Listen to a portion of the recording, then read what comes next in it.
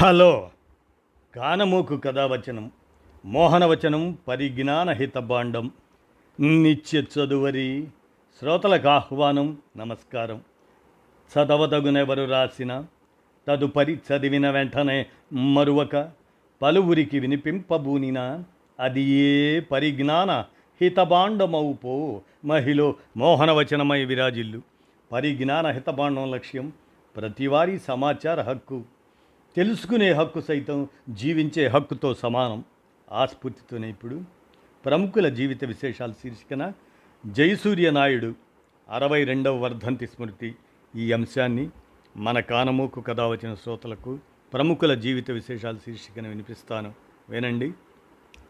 హైదరాబాదుకు చెందిన ప్రముఖ హోమియోపతి వైద్యుడు, స్వాతంత్ర సమర యోధుడు, అలాగనే రాజకీయ నాయకుడు. ఈయన భారత కోకిల ప్రముఖ స్వాతంత్ర సమర యోధురాలు సరోజినీ నాయుడు మరియు నిజాం సేవల్లో మెడికల్ ఆఫీసర్గా పనిచేసిన డాక్టర్ ముత్యాల గోవిందరాజుల నాయుడు పెద్ద కుమారులు ఈ జయసూర్య, డాక్టర్ ఎన్ఎం జయసూర్య నాయుడు. వారి 62వ వర్ధంతి జ్ఞాపకం 1899 సెప్టెంబర్ 26న హైదరాబాదులో సరోజినీ నాయుడు, ముత్యాల గోవిందరాజుల నాయుడు దంపతులకు ప్రథమ సంతానంగా జన్మించిన జయసూర్య గారు విద్యాభ్యాసం బెంగళూరులోని సెంట్రల్ కళాశాల, మద్రాస్ క్రైస్తవ కళాశాల, పూనాలోని ఫెర్గుసన్ కళాశాలలో సాగింది. ఎడిన్బరోలో వైద్య విద్యను అభ్యసించాడు. జర్మనీలో హోమియోపతి వైద్యంలో ఎండి పట్టా పొందారు. జయసూర్య నాయుడు గారు 1921లో వైద్య విద్య అభ్యసించడానికి స్కాట్లాండ్కు వెళ్ళారు. కానీ ఊహించని విధంగా బెర్లిన్కు మారారు. విషాదభరిత మరియు తరచుగా కుంగుబాటు స్వభావం గల జయసూర్య తాను చూసిన అసమానతలు, కష్టాల పట్ల అత్యంత సున్నితంగా ఉండేవారు. అతని పరిస్థితి, అతని ప్రవర్తన గురించి అతని కుటుంబం నిరంతరం ఆందోళన చెందేది. వారి అసంతృప్తికి కారణమవుతూ అతను జర్మనీలో తన వైద్య విద్యను మధ్యలోనే ఆపివేసి 1920ల చివరిలో కామింటాన్ మద్దతు గల సామ్రాజ్యవాద వ్యతిరేక కూటమి ఎల్ఏఐ ఆ రాజకీయాలతో మరింతగా ముడిపడిపోయారు. బెర్లిన్లో చదువుతున్న రోజుల్లో ఆయనకు కమ్యూనిస్టులతో పరిచయం ఏర్పడింది.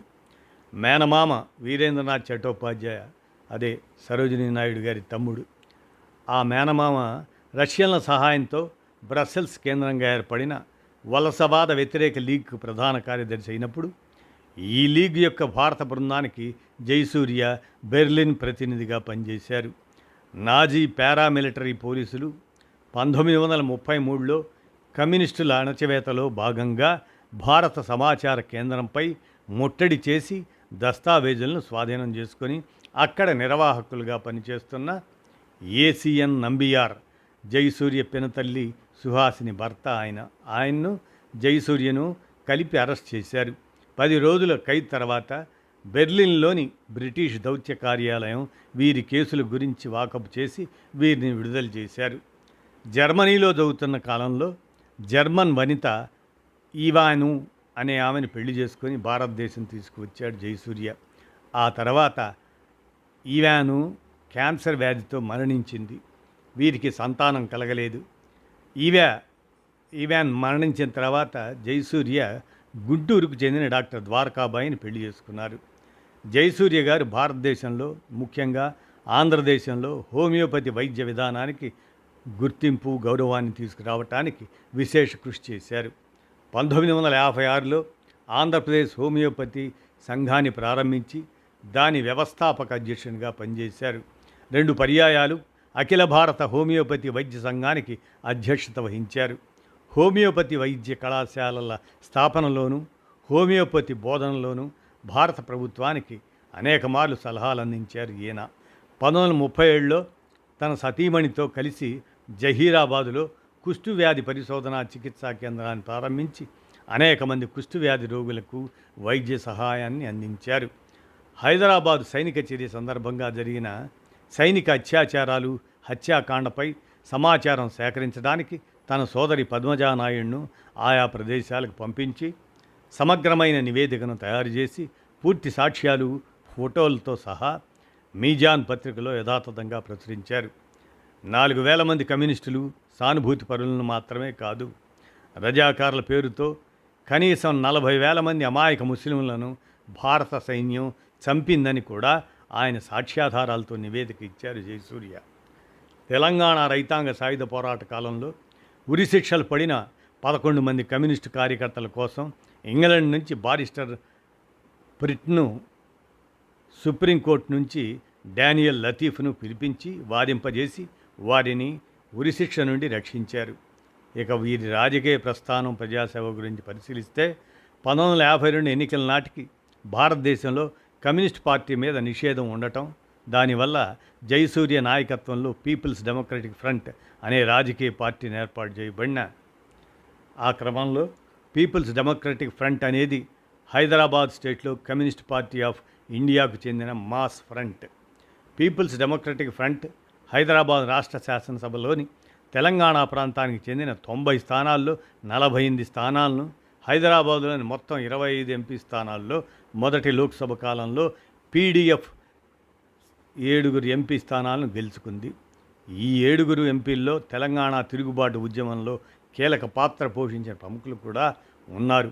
పీపుల్స్ డెమోక్రటిక్ ఫ్రంట్ మొదటి లోక్సభ సభ్యులుగా రామచందర్ గోవింద్ పరాంజపే బీడ్ ఆ కాన్స్టిట్యుయెన్సీ, బద్దం ఎల్లారెడ్డి కరీంనగర్, టీబీ విఠలరావు ఖమ్మం, ఎన్ఎం జయసూర్య మెదక్, రావి నారాయణ రెడ్డి నల్గొండ, సుంకం అత్యాలు నల్గొండ ఎస్సీ, పెండ్యాల రాఘవరావు వరంగల్లు. ఇలా ఈ విధంగా జయసూర్య గారు స్వయంగా మెదక్ లోక్సభ నియోజకవర్గం నుండి లోక్సభకు, హుజూర్నగర్ శాసనసభ నియోజకవర్గం నుండి హైదరాబాద్ రాష్ట్ర శాసనసభకు పోటీ చేసి 2 స్థానాల్లోనూ గెలుపొందారు.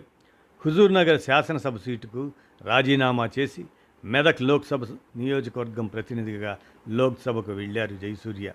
గోవిందరాజుల నాయుడు గోల్డెన్ థ్రెషోల్డ్ ప్రాంగణంలో ప్రధాన భవనం వెనక వైపు కొడుకు కోసం పెద్ద విస్తరణలో ఒక భవనాన్ని కట్టించి దానికి జయసూర్య క్లినిక్ అని పేరు పెట్టారు. కానీ తండ్రి కొడుకులకు మధ్య సంబంధం పెద్దగా పొసగనందున జయసూర్య దానిని ఉపయోగించలేదు. తల్లిదండ్రులు మరణించిన తర్వాత ప్రాక్టీస్ అక్కడి నుండి కొనసాగించారు.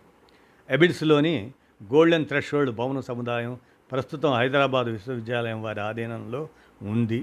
1975 నవంబర్ 17న అప్పటి ప్రధాని ఇందిరాగాంధీ, పద్మజానాయుడు ప్రోత్సాహంతో దీనిని జాతికి అంకితం ఇచ్చారు. హైదరాబాద్ విశ్వవిద్యాలయం ఈ ప్రాంగణంలోనే ప్రారంభించబడింది. దీన్ని గుర్తిస్తూ హైదరాబాద్ విశ్వవిద్యాలయం వారు తదనంతరం సరోజినీ నాయుడు గారి పేరిట 1988లో Sarojini Naidu school of arts and కమ్యూనికేషన్ను గోల్డెన్ థ్రెషోల్డ్లో ప్రారంభించారు. 2012 ఆగస్టు నుండి థియేటర్ అవుట్రీచ్ యూనిట్ను నడుపుతున్నారు. జయసూర్య నాయుడు గారు హోమియోపతి వైద్య విధానంలో నిపుణులు. ప్రజలకు తక్కువ ఖర్చుతో వైద్య సేవలు అందిస్తూ ప్రజా వైద్యుడిగా గుర్తింపు తెచ్చుకున్నారు. జూన్ 28, 1964న అనగా 62 సంవత్సరాల క్రితం వారు మరణించారు. జయసూర్య తెలంగాణ మరియు హైదరాబాద్ రాజకీయ, సామాజిక చరిత్రలో ఒక ప్రత్యేకమైన ముద్ర వేసిన నాయకుడిగా ఆయన గుర్తింపు పొందారు. జయసూర్య నాయుడు గారు హైదరాబాద్ రాష్ట్ర రాజకీయాల్లో ప్రముఖంగా ఉన్నప్పటికీ మరి బెర్లిన్లో కూడా చదువుకొని వచ్చిన విద్యార్థి ఆయన. అలా జయసూర్య నాయుడు 62వ వర్ధంతి స్మృతిగా ఆయన జీవిత విశేషాలని మన కానమూకు కథ వచ్చిన శ్రోతలకు అవగాహన నిమిత్తం వినిపించాను. విన్నారుగా, ధన్యవాదాలు.